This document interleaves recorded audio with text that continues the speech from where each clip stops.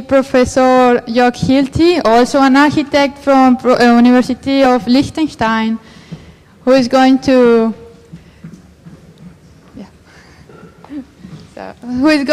talk also about recent agreements with Colombia.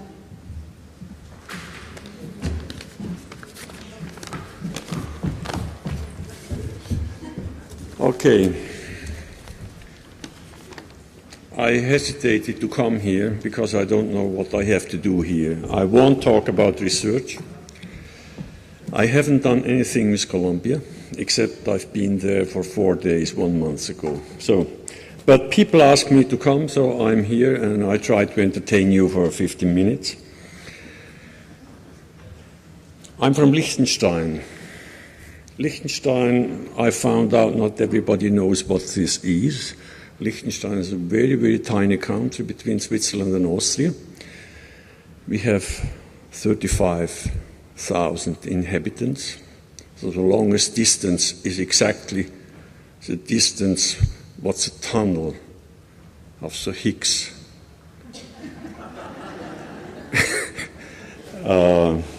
tunnel, has. So, and we have a small university, and in a small university we have about 1,000 students. That's maybe a little block in Colombia, and a small part of it is the architecture department, and I have been the head of the architecture department a very long time. So now you know where I come from. And I lived a couple of years in Latin America and different places, but not in Colombia. So we signed an agreement with University Pontificia of Bolivariana a short time ago. Why and how? So I talk about this. The world today is globalized, everybody knows that, but also the jobs are globalized. To prepare academics for the future life, they need a lot of skills. The straight knowledge is not enough today. Social skills, languages, and intercultural training start to be at least as important as the straight knowledge of a field. A banker in our university board, when we talked about what we have to train people, he said, in our banks, what we miss are people which are skilled in languages, have intercultural experience. The little bit of business administration, we can teach them much better in the bank than you in the university. So, just to get a background of this. Within the university, we initiated about 15 years ago internationalizing process. Student exchange in the beginning with European schools is the beginning. Exchange means people come to our school, and usually nobody learns German in this world. I mean, why should they? To drive a Volkswagen, you don't need the German language. So we try to make some gymnastics in bilateral education. Today, or since 10 years nearly, we teach the bachelor education in German and the master education only in English. That's not an easy change to do that. But what is the result after this 10, 15 years of process? We have in a university with 1,000 students totally, we have 14 nations today studying there. Only in architecture, which is a very small school, 150 students, we have about 30 nationalities. So it's really, it's a field where students from all over come, from Asia, from South America. We have, of course, a Latin corner, un Rincón Latino, where the Spaniards and South Americans come together. This is not so easy to do it. because people have so different backgrounds that it's very hard to teach basic skills, which is also necessary in any field. Student exchange usually is the beginning of a cooperation. Staff visits and staff exchange is the second step, and maybe some conferences and small workshops will follow. After a time of cooperation, maybe research cooperation can be on top of it. So, why Colombia? Thanks to the initiative of Mrs. Claudia Turbay, the ambassador of Colombia, she visited our university and she said, "Hey HILTI, why don't you make a convenio with Colombian University? I help you." And then I said, "Yeah, why not? I mean, why shouldn't we?" But I have a friend who is a dean and professor in the Bolivariana of Medellin. I can do it myself, and that's what we did. So we have the convenio, but what's now? I mean, to sign a paper is always easy. So it started that I visited Medellin 1 month ago. I gave some lectures. What are we? What do I, as an architect or as a professor? And I tried to make relationships.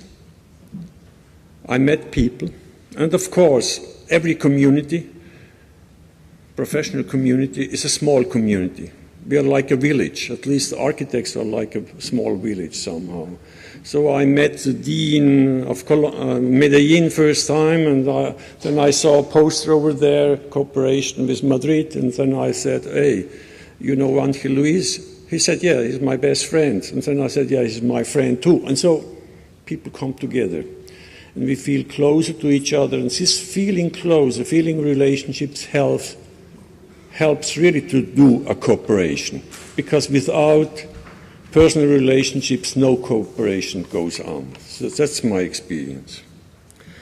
We have received students from Brazil, Peru, Argentina, Mexico, studying in our master program.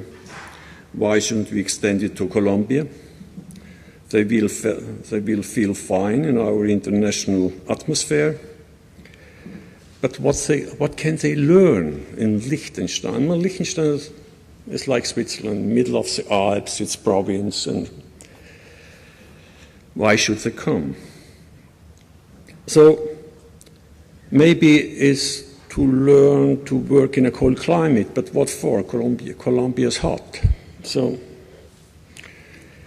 but what we know quite a bit is how to work with sustainable buildings. And Simon Velez, he knows it, of course, to do that, but not everybody in Colombia knows it unless it will be taught there.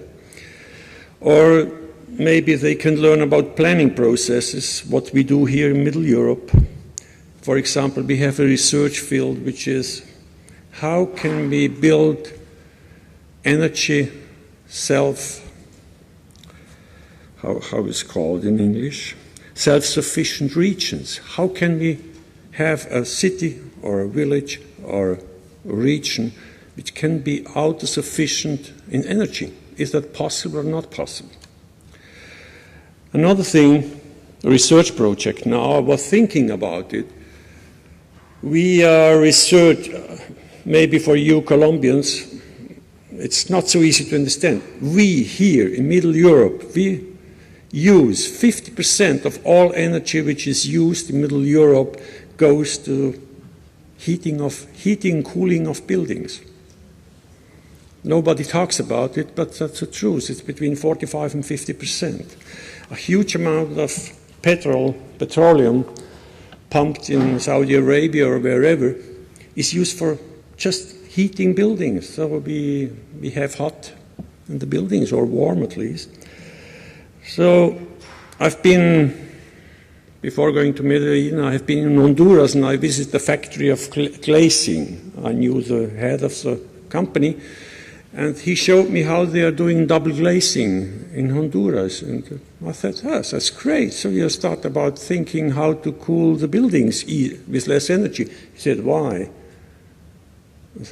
I asked him, why are you doing double glazing then? He said, because of acoustic reasons.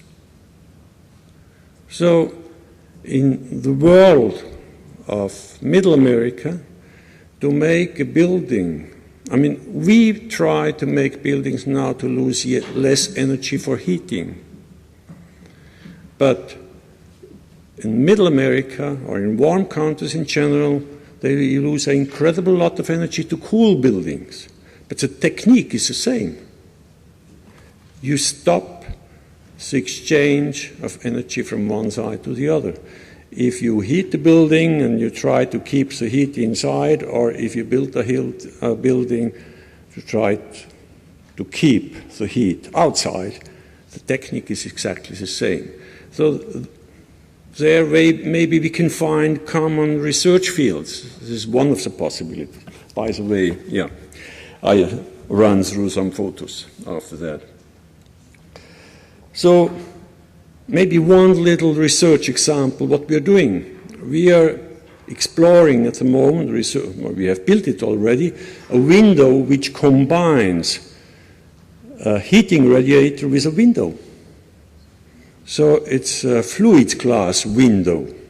That means when we run a fluid in the outside through the outside of the window, we can take solar energy in.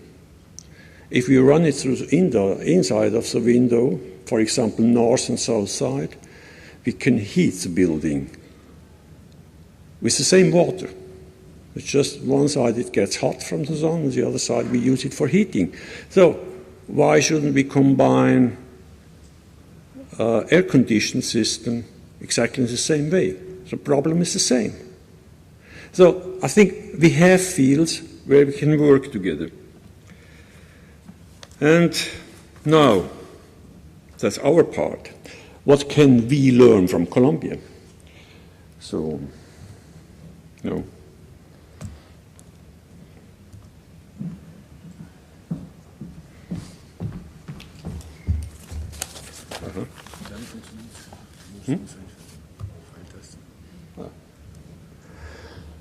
I run that's our campus in Liechtenstein. You see in the background a castle. There is living our prince, so everything is funny, like storytelling. Here is our university again, the atmosphere of our students, normal student life. As you see it here, not bamboo, but something similar. A student from the first year, how students work together. What we built, this building I did half a year ago with students of the first semester within 4 days. So we know how to build. This is about sustainable building processes with old buildings,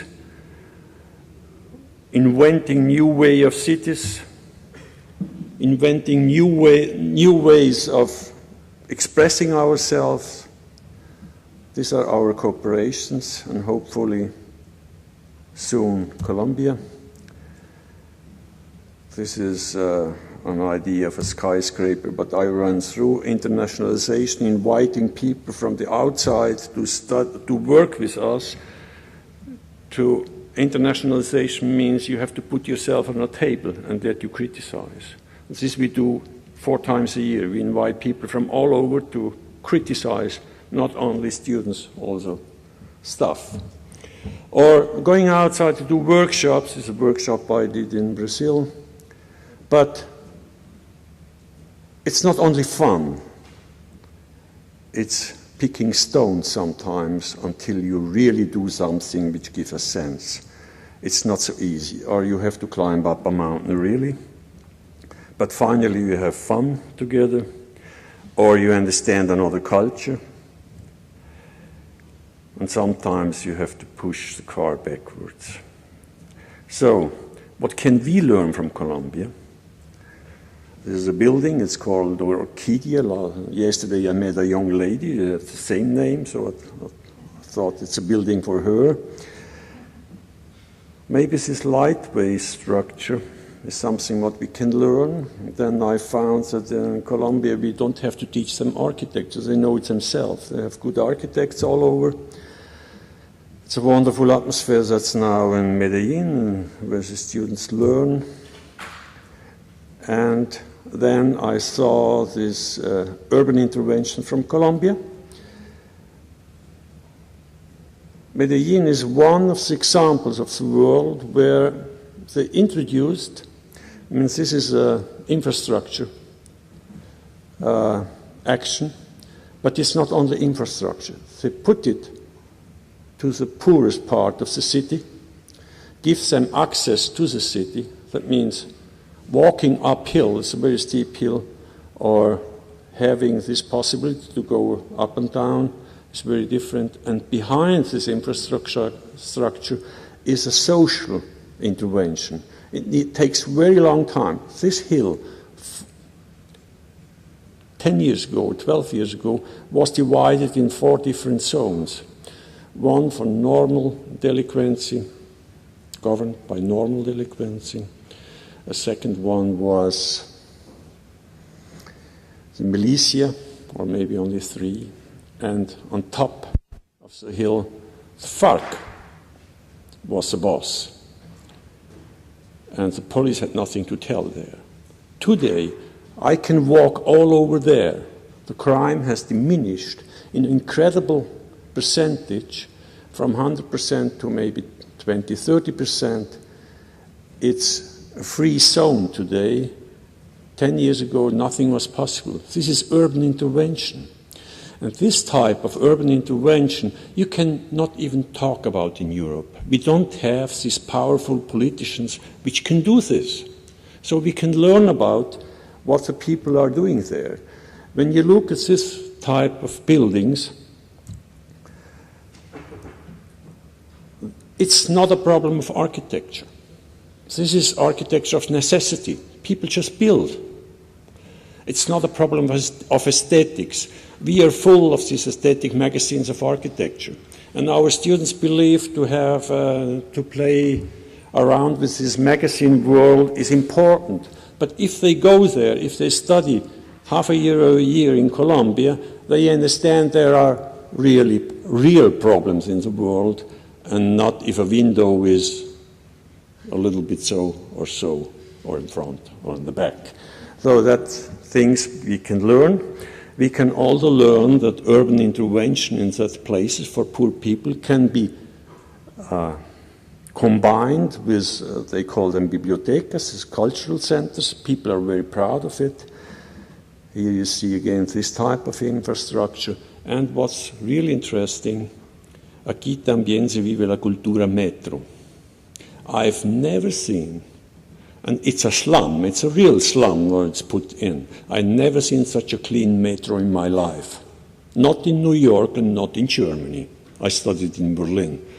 So I've never seen such a clean, unpainted, unscratched metro in my life, in a slum. That means there's a cultural movement behind it, and this is architecture, again, not important. This is one of these bibliotecas from the inside. And then you look at this. So you think, oh, where I'm going now? But that's only the beginning. Half a year ago, they built in another slum, which is even a steeper hill, electric staircases, moving stairs within a slum. I came back to a colleague from the University of Medellin and talked about this staircase. He said, why, this is too luxury. Why should we do such a luxury thing in a slum? And I said, yeah, but building a motorway is more luxury for less people.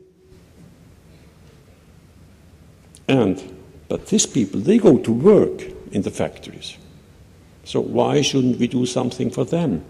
And I think this courage to help these people, these are things what we can learn, cultural center again, and I had the pleasure to give some conferences there and met some friends, and I think this is the first step to do a cooperation. So this is a partnership chair, and I hope we can do it in the future. Thank you.